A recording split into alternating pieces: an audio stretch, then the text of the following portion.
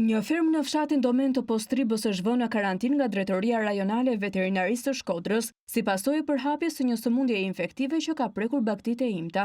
Fermieri Zamir Milani thotë se atij i kanë ngordhur 3 krerë dhi, ndërsa dyshohet se sëmundja infektive është përhapur edhe te delet, por fermierët nuk i denoncojnë rastet për shkak se u mbetet mish i pashitur. Ka tash 2 javë që kanë filluar me shfaq puçra edhe në gojë edhe në gjina.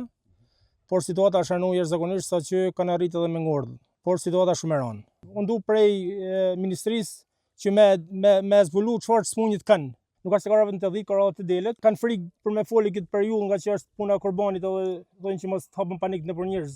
Inspektori i Drejtorisë Rajonale të Veterinarisë në Shkodër, Muhamet Bisho, thotë se është ende e paqartë se nga çfarë janë prekur baktit dhe mostrat për analiza do të dërgohen në Tiranë. Ka blerë në mënyrë të pakontrolluar në 3 ose 4 burime, ndër cilat janë dhe gjithmonë kafshë të imta, të pamatrikuluara dhe të pa identifikuara.